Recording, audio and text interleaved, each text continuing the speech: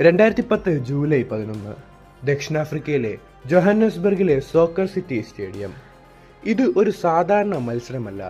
രണ്ട് ടീമുകളും ഇതുവരെ ലോകകപ്പ് നേടിയിട്ടില്ല.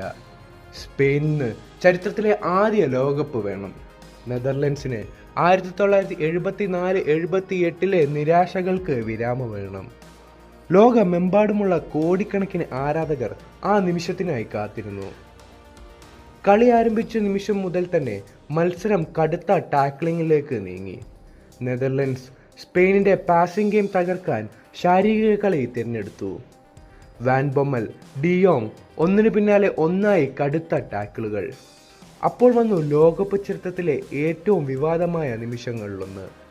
നൈജൽ ഡിയോങ് ഷാബി അലോൺസോയുടെ നെഞ്ചിലേക്ക് ബൂട്ടുയർത്തി ഒരു ചവിട്ട്. സ്റ്റേഡിയം മുഴുവൻ ഞെട്ടി. പലർക്കും അത് നേരിട്ടുള്ള റെഡ് കാർഡിന് അർഹമായ ഫൗളായിരുന്നു. പക്ഷേ റെഫറി ഹൊവാർഡ് വെബ് മഞ്ഞക്കാർഡ് മാത്രം കാണിച്ചു. ആ തീരുമാനം ഇന്നും ഫുട്ബോൾ ലോകം ചർച്ച ചെയ്യുന്നു. രണ്ടാം പകുതിയിൽ നെതർലൻഡ്സിന് വലിയ അവസരം ലഭിച്ചു. Arjen Robben Spanish goalkeeper Iker കാസിയുമായി നേർക്കുനേർ.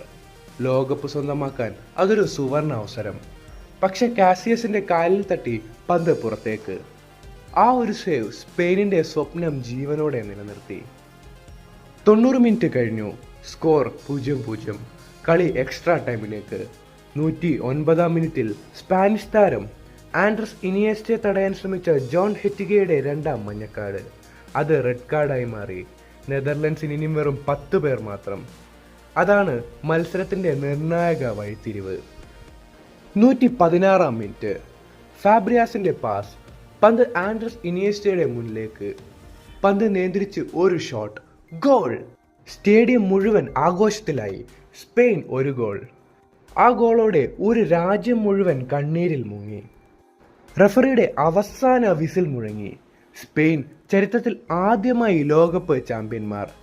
ഇക്കർ കാസിയസ് കണ്ണീരോടെ കപ്പുയർത്തി.